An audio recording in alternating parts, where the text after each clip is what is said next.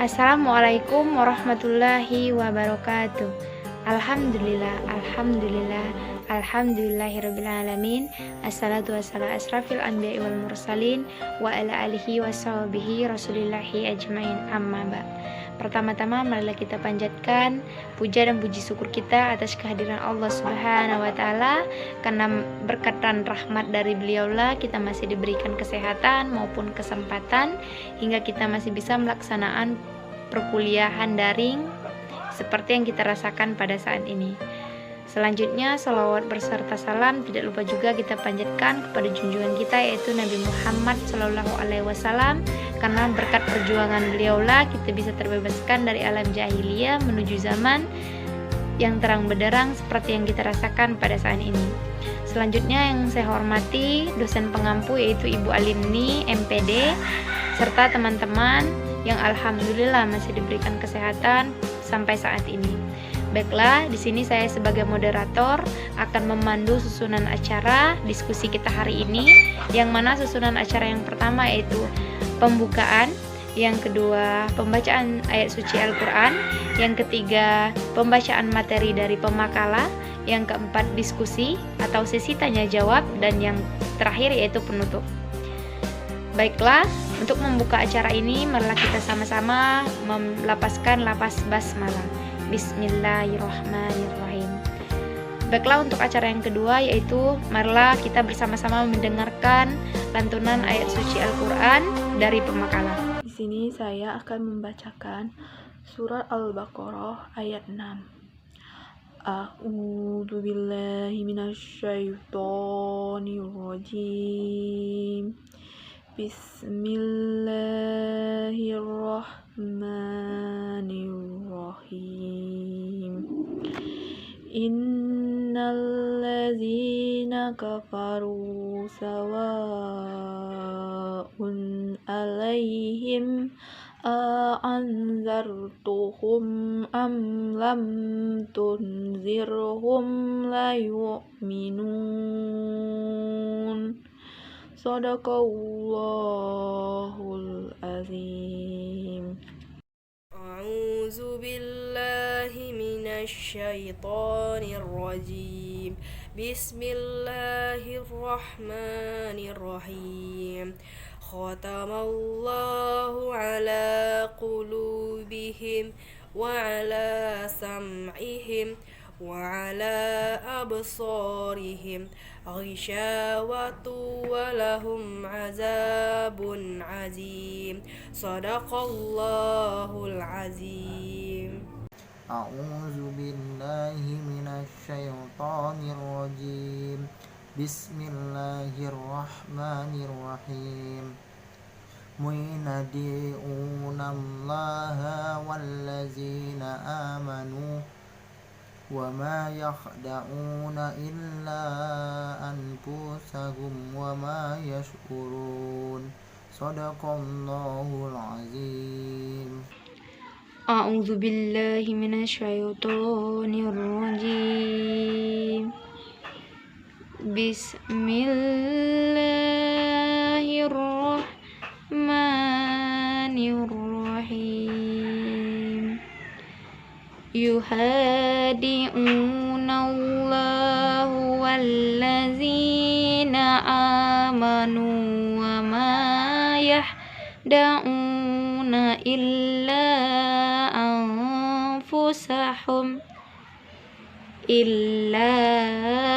anfusahum wa ma yas'urun.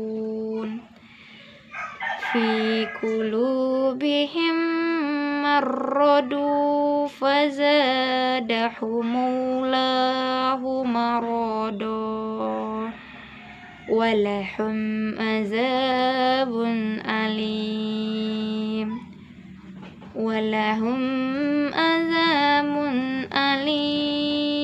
bima kanu ya'zibun.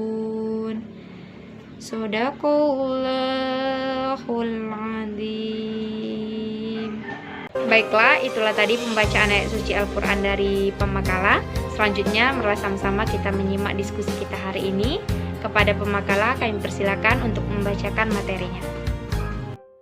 Assalamualaikum warahmatullahi wabarakatuh. Nama Nalia Julia Putri, NIM 1811210083. Di sini saya akan mempresentasikan hasil diskusi kami dari kelompok 2 yang berjudul Belajar dan Pembelajaran SKI. Di sini saya sebagai pemateri pertama, saya akan menjelaskan bagian yang A, yaitu strategi pembelajaran. Yang pertama yaitu pengertian belajar. Belajar adalah perubahan yang relatif permanen dalam perilaku atau potensi perilaku sebagai hasil dari pengalaman atau latihan yang diperkuat. Belajar merupakan akibat adanya interaksi antara stimulus dan respons seseorang dianggap telah belajar sesuatu jika dia dapat menunjukkan perubahan perilakunya. Menurut teori ini, dalam belajar yang penting adalah input yang berupa stimulus dan output yang berupa respon. Selanjutnya yaitu pengertian SKI atau Sejarah Kebudayaan Islam. Sejarah kebudayaan Islam bisa dipahami sebagai berita peristiwa masa lalu yang mempunyai asal muasal tertentu. Menurut Hanafi, sejarah memiliki beberapa komponen dasar sebagai suatu peristiwa berharga. Komponen-komponen itu ialah meliputi 1. Kejadian. Kejadian yang bersifat luar biasa karena itu ia menyita pikiran orang untuk sibuk mengingat, merenungkan, dan penyampaiannya kepada orang lain. Yang kedua yaitu manusia. Mereka adalah aktor sekaligus ikon kejadian-kejadian penting tersebut. Karena itu juga banyak biografi orang-orang sukses yang membawa perubahan yang berpengaruh baik pada masanya atau masa sesudahnya. Yang selanjutnya yaitu latar belakang. Berfungsi sebagai konteks yang menyertai dan memungkinkan suatu peristiwa terjadi. Yang selanjutnya yaitu syarat makna. Sejarah berisi catatan suatu masa yang ditemukan dan dipandang bermakna oleh generasi dari zaman berikutnya. Keempat unsur inilah yang menjadi komponen penting dari sejarah sebagai sebuah peristiwa masa lampau yang berarti. Karena besarnya arti dan maknanya ini, sejarah menjadi mata pelajaran penting untuk diajarkan di semua jenjang pendidikan. Untuk itu, sejarah memerlukan strategi pembelajaran, di antaranya pembelajaran sejarah harus diajarkan secara gradual, bertahap sesuai dengan tahapan perkembangan siswa sebagai pembelajar. Lalu, pembelajaran sejarah harus dipahami dan dimaknai secara luas yang meliputi proses keterlibatan dan totalitas diri siswa dan kehidupan atau lingkungannya. Jadi, dapat disimpulkan bahwa belajar dalam pembelajaran SKI strategi sangat diperlukan karena strategi pembelajaran SKI adalah perencanaan pembelajaran SKI yang berisi tentang rangkaian kegiatan yang didesain termasuk penggunaan sumber daya, materi, media untuk mencapai tujuan pembelajaran SKI secara efektif dan efisien. Baiklah, itulah penyampaian materi dari saya. Lebih dan kurangnya saya mohon maaf, kepada Allah saya mohon ampun. Selanjutnya akan dilanjutkan oleh rekan saya. Di sini saya akan melanjutkan materi dari saudari Nalia Julia Putri, yaitu bagian B, metode pembelajaran mata pelajaran SKI. Yang pertama, dasar pemilihan metode SKI. Jika kita bicara mengenai dasar-dasar pemilihan metode-metode pembelajaran SKI, sama halnya seperti pemilihan metode pembelajaran pada umumnya. Dalam makalah ini akan dijelaskan pemilihan metode pembelajaran sesuai dengan pelajaran SKI. Adapun beberapa faktor yang mempengaruhi pemilihan metode pembelajaran SKI yaitu A. Siswa atau peserta didik. Dalam memilih SKI, tentunya hal yang terpenting adalah siswa, di mana metode pembelajaran SKI tersebut memang ditujukan untuk memudahkan siswa dalam mempelajari dan mampu menerima materi tentang SKI. B. Tujuan pembelajaran yang akan dicapai. Setiap suatu pelaksanaan pembelajaran pastinya mempunyai tujuan, begitu halnya dengan pelajaran SKI. Hal tersebut bukan sekedar untuk menambah materi peserta didik, akan tetapi juga mempengaruhi sikap dan cara pikir peserta didik terhadap realita kehidupan. C. Faktor materi pembelajaran. Materi pembelajaran mempunyai tingkat kedalaman, keluasan, kerumitan yang berbeda. Dalam hal ini perlu dijadikan suatu pertimbangan ketika seorang guru mengajarkan materi SKI kepada peserta didik. D. Situasi pembelajaran mengajar. Situasi belajar mengajar yang diciptakan guru tidak selamanya sama, maka guru harus memilih metode mengajar yang sesuai dengan situasi yang diciptakan. Di waktu lain, sesuai dengan sifat bahan dan kemampuan yang ingin dicapai oleh tujuan, maka guru menciptakan lingkungan belajar secara berkelompok. Jadi, situasi yang diciptakan melalui pemilihan penentuan metode mengajar. E. Fasilitas belajar mengajar. Fasilitas seringkali menjadi suatu masalah bagi sekolah-sekolah yang mempunyai fasilitas yang kurang memadai. Akan tetapi, keadaan tersebut baiknya tidak menjadi suatu halangan bagi guru. Dalam kondisi tertentu, guru-guru yang mempunyai semangat dan komitmen yang kuat tetap mampu menyelenggarakan pembelajaran yang menarik, menyenangkan, dan mampu mencapai tujuan pembelajaran yang diharapkan. F. Faktor alokasi waktu pembelajaran. Pemilihan suatu metode pembelajaran yang tepat tentu harus dapat memperhitungkan ketersediaan waktu. Rancangan pembelajar yang sangat baik yaitu menggunakan alokasi waktu yang dihitung sangat terperinci agar suatu pembelajaran dapat berjalan secara dinamis dan tidak ada waktu yang terbuang tanpa suatu arti. G. Guru. Dalam hal ini, guru mengambil peran penting dalam pemilihan metode pembelajaran.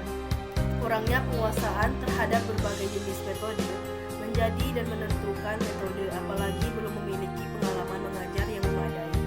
Faktor sarana dan prasarana. Yang kedua yaitu penerapan metode pembelajaran SKI. Yang A. Metode ceramah. Metode ceramah adalah penentuan bahan belajar secara lisan.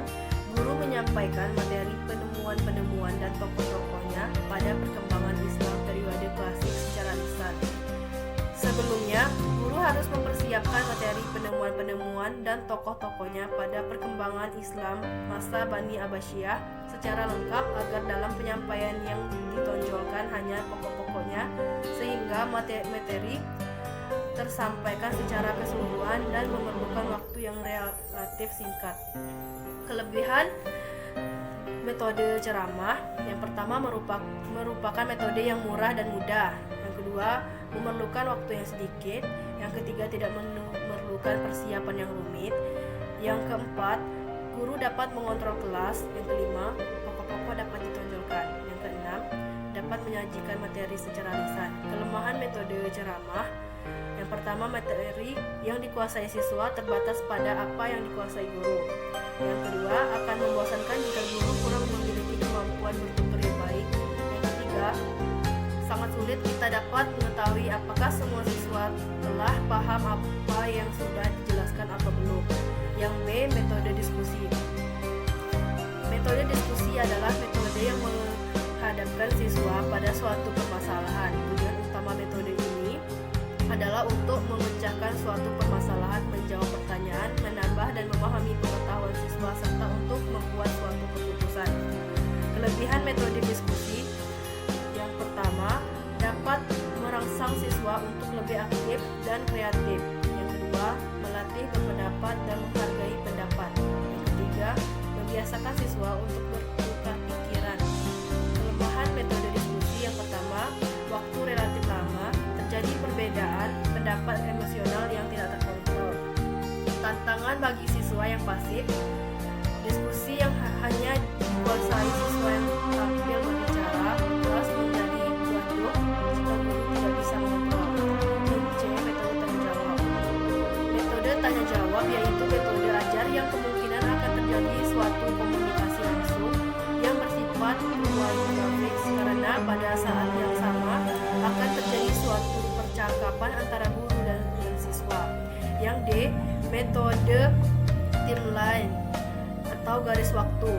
Metode ini tergolong tepat untuk mempelajari sejarah karena di dalamnya termuat kronologi terjadinya peristiwa. Dengan metode ini, peserta didik bisa melihat urutan kejadian dan akhirnya juga bisa menyimpulkan hukum-hukum seperti sebab akibat dan bahkan bisa meramalkan apa yang akan terjadi dengan bantuan penguasaan timeline beserta rentetan peristiwanya.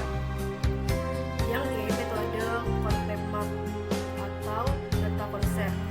Peta konsep adalah cara yang praktis untuk mendeskripsikan gagasan yang ada dalam benak.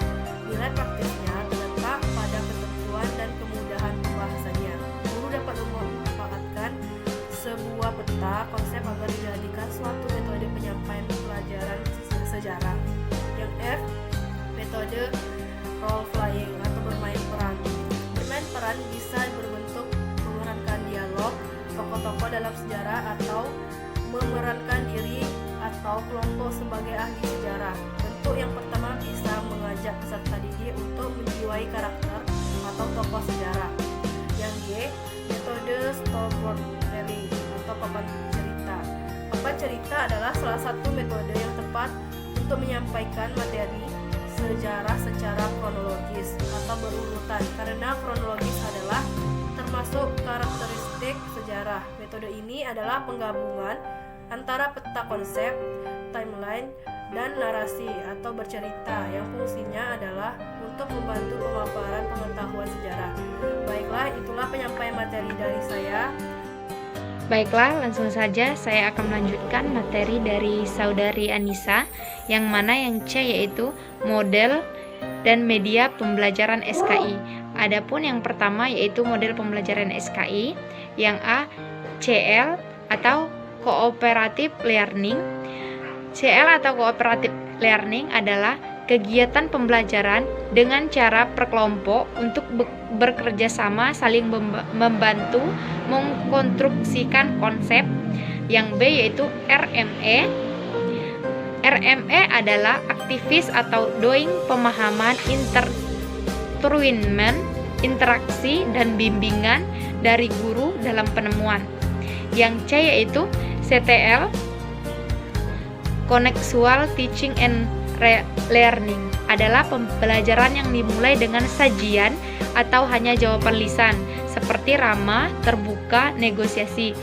Yang D yaitu pembelajaran langsung atau DL, pengetahuan yang bersifat informasi dan produksi yang menjurus pada keterampilan dasar akan lebih efektif jika disampaikan dengan cara tatap muka atau langsung. Yang E yaitu pembelajaran berbasis masalah. Model pembelajaran ini melatih dan mengembangkan kemampuan untuk menyelesaikan masalah yang berorientasi pada masalah otentik dari kehidupan aktual siswa. Selanjutnya itu problem solving. Dalam hal ini, permasalahan didefinisikan sebagai suatu permasalahan yang tidak rutin. Belum dikenal cara penyelesaiannya, justru problem solving adalah mencari atau menemukan cara penyelesaian, penemuan pola, aturan, atau algoritma. Yang G yaitu problem posing. Bentuk lain dari problem posing adalah pemecahan masalah dengan melalui elaborasi, yaitu merumuskan kembali masalah menjadi bagian-bagian yang lebih simpel sehingga mudah untuk dipahami. Yang selanjutnya yaitu H, problem terbuka.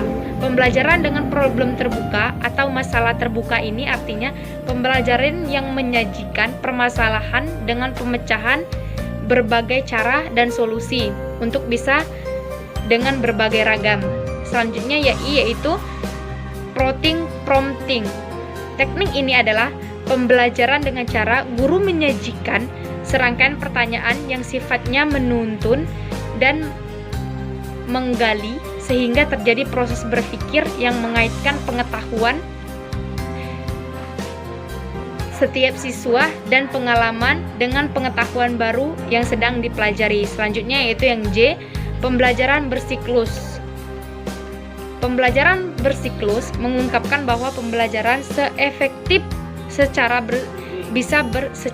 bersiklus, mulai dari eksplorasi, deskripsi, kemudian eksplanasi, empiris, dan akhiri dengan aplikasi eduktif. Yang K yaitu reciprocal learning. Wayne, Destin, dan Meyer 1998 mengungkapkan bahwa dalam pembelajaran harus memperhatikan 4 hal, yaitu bagaimana siswa belajar, mengingat, berpikir, dan memotivasi diri. Yang I yaitu SAFI. Pembelajaran SAFI adalah pembelajaran yang menekankan bahwa belajar haruslah memanfaatkan semua alat indera yang dimiliki oleh siswa. M yaitu TGT. TGT ini adalah penerapan yang dilakukan dengan cara mengelompokkan siswa heterogen. Tugas tiap kelompok bisa sama dan bisa juga berbeda. Setelah memperoleh tugas, setiap kelompok bekerja sama di dalam tim atau kelompoknya untuk menyelesaikan permasalahan atau dengan cara berdiskusi. Yang N yaitu PAK. Model pembelajaran ini menganggap bahwa semua pembelajaran akan efektif dan memperhatikan ketiga hal. Antara lain yaitu dengan perkataan lain memanfaatkan potensi siswa yang telah dimiliki dengan melatih pengembangannya. Yang O yaitu NHT. NHT adalah salah satu tipe dari pembelajaran kooperatif dengan sains pengetahuan buat kelompok heterogen dan tiap siswa memiliki nomor tertentu. Adapun yang D yaitu sedangkan menurut media pembelajaran SKI, yang A yaitu LCD atau proyektor, pertama siswa ditampilkan penemuan-penemuan dan tokoh-tokohnya pada perkembangan Islam masa Bani Abbasiyah dengan menggunakan LCD atau proyektor. Yang B yaitu papan tulis atau spidol. Guru menjelaskan latar belakang tokoh-tokoh penemuan tersebut dengan menuliskan pada papan tulis. Kemudian siswa mendiskusikan materi tersebut, dianalisis lalu dengan dilanjutkan dengan metode tanya jawab. Yang C yaitu pengelompokan berbagai jenis media. Apabila dilihat dari segi perkembangan teknologi, yaitu media terbagi menjadi dua, yaitu tradisional dan media mutakhir. Yang D, media tradisional adalah visual. Yang kedua yaitu visual diam. Yang C, audio. Yang D, multimedia. Yang E, visual dinamis. Yang F, bahan cetak seperti buku tulis, modul, majalah, dan lain sebagainya. Terakhir yaitu permainan. Lanjut ke D, media mutakhir. Yang A yaitu media terbatas mikroprosesor. B, media audio, media cetak, media visual, media visual diam, media visual gerak, dan terakhir yaitu media audio visual gerak. Yang E, Anderson mengelompokkan media menjadi 10 golongan. Yang A, audio kaset. Yang B, cetak contoh buku pelajaran, modul, dan lain sebagainya. Yang C, audio, cetak kaset audio. Yang D, proyeksi visual. Yang E, proyeksi audio visual.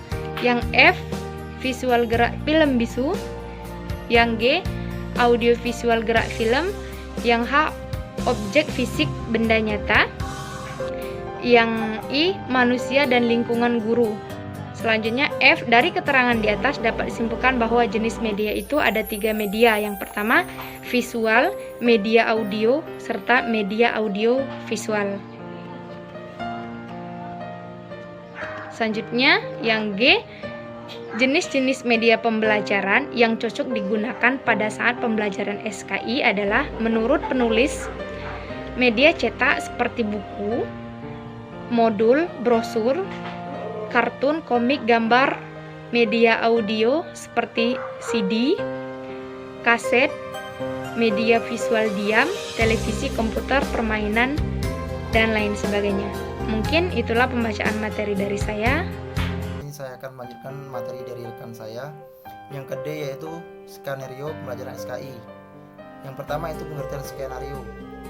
Skenario adalah urutan cerita yang disusun oleh seorang agar suatu peristiwa terjadi sesuai yang diinginkan. Pengertian khusus skenario adalah naskah cerita yang ditulis dengan istilah-istilah kamera yang digunakan sebagai panduan untuk pembuatan sebuah tayangan film, sinema, dan lain-lain. Yang kedua itu pengertian pembelajaran. Pembelajaran sangat luas, artinya ada beberapa pengertian pembelajaran, di antaranya salah satunya pembelajaran adalah proses komunikatif interaktif antara sumber belajar, guru dan siswa saling bertukar informasi. Yang ketiga yaitu pengertian skenario pembelajaran SKI. Setelah kita mengetahui pengertian skenario dan pengertian pembelajaran, maka kita dapat mengambil kesimpulan pengertian skenario pembelajaran SKI merupakan urutan cerita yang disusun oleh seorang guru agar suatu peristiwa pembelajaran SKI terjadi sesuai dengan yang diinginkan. Yang keempat itu langkah kerja menyiapkan skenario pembelajaran. Terdapat beberapa langkah kerja dalam menyiapkan skenario pembelajaran, di antaranya tentukan waktu, peralatan atau alat bantu yang akan digunakan dalam pembelajaran. Tulis langkah-langkah yang akan dilakukan dalam proses pembelajaran yang direncanakan. Langkah-langkah pembelajaran ditulis secara lengkap. Tuliskan rencana penilaian terhadap kegiatan belajar. Yang kelima yaitu langkah-langkah pembuatan skenario pembelajaran SKI. A yaitu kegiatan pembuka. Kegiatan pembuka ini diperlukan waktu sekitar 15 menit. Nah, kegiatan yang dilakukan diantaranya salam dan doa bersama untuk mengawali pembelajaran. Guru memberikan gambaran atau awal tentang materi yang akan dibahas. Guru mengutarakan standar kompetensi dasar dan indikator hasil pembelajaran. Yang keempat itu guru membangun motivasi siswa tentang materi yang akan dibahas. Yang kelima yaitu guru mengutarakan model dan metode yang digunakan dalam proses belajar dan mengajar. Yang keenam yaitu kegiatan inti, di mana pada kegiatan inti ini diperlukan waktu sekitaran 70 menit. Kegiatan yang dilakukan diantaranya guru menjelaskan penemuan-penemuan dan tokoh-tokohnya pada perkembangan Islam masa Bani Abbasiyah dengan metode ceramah, sedangkan siswa memperhatikan serta mencatat penjelasan guru. Yang kedua yaitu siswa mendiskusikan materi tersebut untuk dianalisis. Yang ketiga itu dilakukan metode tanya jawab untuk memperkuat pemahaman serta ingatan siswa. Yang ketiga itu kegiatan penutup. Pada kegiatan penutup diperlukan waktu sekitaran 5 menit. Kegiatan yang dilakukan antaranya satu, guru menyimpulkan materi. Yang kedua itu mendeskripsikan keterkaitan materi yang baru dibahas dengan materi yang akan datang. Ketiga itu memberi dorongan motivasi untuk belajar tentang materi. Dan yang keempat itu memberikan tugas. Yang kelima doa bersama, kemudian salam. Yang keenam yaitu penilaian pada mata pelajaran SKI. Poin gede yaitu penilaian proses atau evaluasi formatif, yaitu penilaian selama proses pembelajaran berlangsung, diantaranya yang pertama yaitu partisipasi siswa dalam kelas. Yang kedua yaitu kemampuan siswa dalam menjawab pertanyaan yang diajukan guru untuk mengetahui pemahaman siswa. Dan yang terakhir yaitu penilaian hasil atau evaluasi sumatif, yaitu penilaian setelah seluruh pembelajaran terselesaikan, diantaranya yang pertama itu jawaban siswa pada tugas yang diberikan. Yang kedua itu jawaban siswa pada ulangan UTS atau UAS. Mungkin itu saja materi dari kelompok kami. Saya kembalikan kepada moderator. Baiklah, itulah tadi penyampaian materi kita hari ini dari Pemakala. Selanjutnya kita lanjut ke sesi tanya jawab. Kepada teman-teman yang ingin bertanya, kami persilakan. Terima kasih kepada teman-teman yang sudah bertanya. Kepada saudari Herpica, Esi, dan saudara Fai.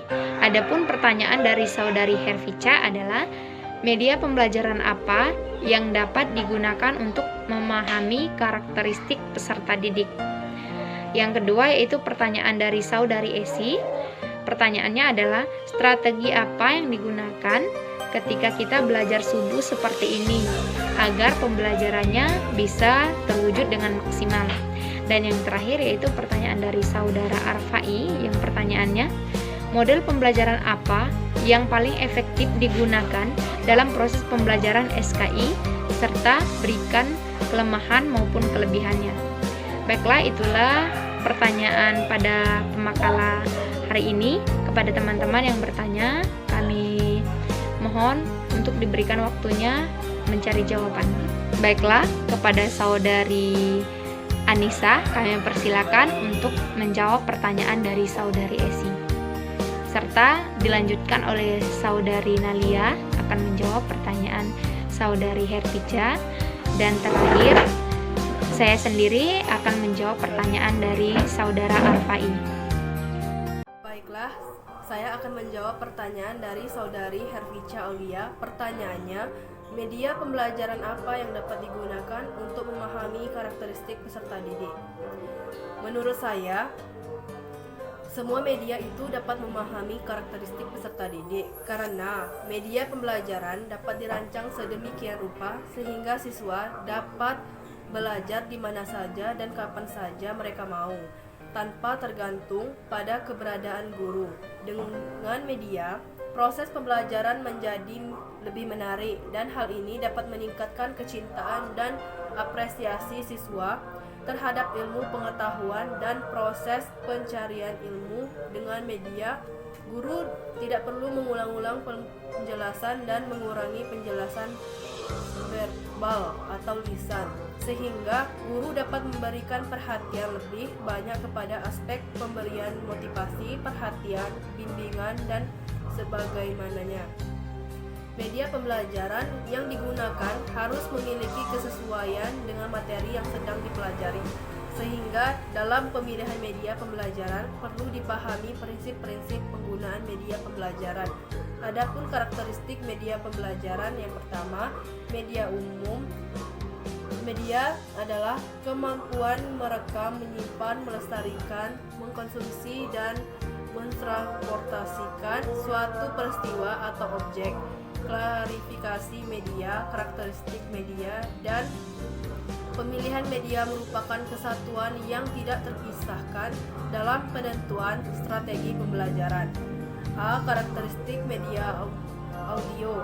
Ciri utama dari media audio adalah pesan dituangkan dalam bidang auditif, baik verbal atau bahasa lisan atau kata-kata maupun non-verbal, bunyi-bunyian dan vokalisasi seperti gerutuan, gumuman, musik, dan lain-lain. B. Karakteristik media visual. Pesan visual, gambar secara garis besar dibagi menjadi 3 jenis, yaitu sketsa, lukisan, dan foto.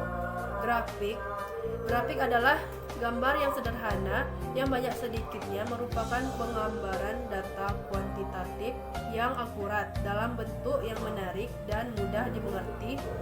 Selanjutnya diagram. Diagram merupakan susunan garis-garis dan lebih menyerupai peta daripada gambar. Diagram sering juga digunakan untuk menerangkan letak bagian-bagian sebuah alat atau mesin serta hubungan satu bagian dengan bagian yang lain. Selanjutnya bagan. Bagan hampir sama dengan diagram, akan tetapi bagan lebih menekankan pada suatu perkembangan atau suatu proses atau susunan organisasi. Jenis-jenis bagan yaitu bagan organisasi, bagan arus, bagan pohon, dan bagan proses. Selanjutnya peta. Peta merupakan gambar permukaan bumi atau sebagian daripadanya. Dengan peta, orang dapat memvisualisasikan apa yang ada di permukaan bumi dan menempatkan tempat kejadian sesuai. Baiklah, itulah jawaban dari saya. Baiklah, di sini saya akan mencoba menjawab pertanyaan dari saudara Esi. Yang pertanyaannya adalah, strategi apa yang digunakan ketika kita belajar subuh seperti ini agar pembelajaran kita maksimal? Kalau menurut saya, yang pertama, terapkan manajemen waktu. Atur waktu belajar dengan teratur, kerjakan dengan fokus tugas yang diberikan guru atau dosen. Yang kedua, persiapkan waktu yang dibutuhkan. Yang ketiga, belajarlah dengan serius. Dan yang keempat, jaga komunikasi dengan pengajar dan teman. Baiklah, itulah jawaban dari saya. Terima kasih. Baiklah, saya akan mencoba menjawab pertanyaan dari saudara Arfai, yang mana pertanyaannya adalah media pembelajaran apa yang efektif digunakan saat pembelajaran SKI, serta berikan kelebihan dan kelemahannya. Menurut saya, media pembelajaran yang paling efektif digunakan saat pembelajaran SKI ialah yang pertama itu Saving, yang kedua yaitu CL atau Cooperative Learning. Adapun kelebihan Saving, yang pertama yaitu membangkitkan kecerdasan terpadu siswa, yang kedua siswa tidak mudah lupa, yang ketiga suasana dalam pembelajaran menyenangkan dan tidak membuat bosan, yang keempat yaitu memupuk kerjasama antara kelompok maupun individu di dalam diskusi, yang kelima yaitu memunculkan suasana belajar yang lebih baik, menarik dan efektif, yang keenam mampu membangkitkan kreativitas dan meningkatkan kemampuan psikomotor siswa, yang ketujuh memaksimalkan ketajaman konsentrasi siswa, kedelapan siswa akan lebih termotivasi untuk belajar lebih baik, kesembilan melatih siswa untuk terbiasa berpikir dan mengutamakan pendapat sehingga berani menjelaskan jawabannya. Terakhir yaitu merupakan variasi yang cocok untuk gaya belajar. Adapun kelemahan metode SAFI ini yaitu yang pertama membutuhkan kelengkapan sarana dan prasarana pembelajaran yang menyeluruh dan disesuaikan dengan kebutuhannya. Yang kedua yaitu karena siswa terbiasa diberi informasi terlebih dahulu sehingga siswa sulit dalam menemukan jawaban maupun gagasan tersendiri. Yang ketiga yaitu membutuhkan waktu yang lama, terutama bila siswa itu mengalami kelemahan. Yang keempat yaitu membutuhkan perubahan agar sesuai dengan situasi pembelajaran saat itu. Yang keenam, model SAFI masih tergantung baru sehingga banyak pengajar guru yang belum mengetahui serta belum memahami. Yang ketujuh yaitu model SAFI ini cenderung kepada keaktifan siswa hingga untuk siswa yang memiliki tingkat kecenderungan kurang menjadi siswa yang minder. Selanjutnya kelebihan metode CL atau Cooperative Learning. Yang pertama yaitu dapat meningkatkan kualitas kepribadian anak dalam hal kerjasama. Yang kedua itu menumbuhkan semangat persaingan yang positif dan konstruktif. Yang C itu menanamkan rasa persatuan dan solidaritas yang tinggi. Adapun kekurangan dari model CL atau Cooperative Learning ini, yang pertama itu metode ini memerlukan persiapan-persiapan yang agak rumit bila dibandingkan dengan metode-metode yang lainnya. Yang kedua itu bila mana terjadi persaingan yang negatif baik antar individu dan per kelompok akan menimbulkan hasil yang buruk. Yang ketiga itu bila terdapat anak yang pemalas atau anak yang ingin berkuasa dalam kelompok besar, kemungkinan akan mempengaruhi sesuatu hal yang berdampak buruk kepada kelompoknya. Baiklah, itulah tadi jawaban dari saya untuk pertanyaan dari saudara Arfai, mohon maaf. Saya kira itu saja jawaban dari saya. Baiklah, itulah tadi pembacaan makalah kita hari ini, mulai dari pembukaan, pembacaan ayat suci Al-Quran, pembacaan materi, serta sesi tanya jawab. Sekarang kita memasuki acara terakhir yaitu penutup. Alhamdulillah kita telah melewati acara demi acara kita pada hari ini. Selanjutnya marilah sama-sama kita menutup acara kita pada hari ini dengan melafazkan lafaz hamdalah. Alhamdulillahirrabbilalamin. Saya sebagai moderator mohon maaf apabila ada kata-kata yang salah atau kurang pas di hati kawan-kawan sekalian serta dosen pengampu. Kepada Allah saya mohon ampun. Saya akhiri billahi taufiq wal hidayah. Wallahumma fiq ila aqwamit thoriq. Wassalamualaikum warahmatullahi wabarakatuh.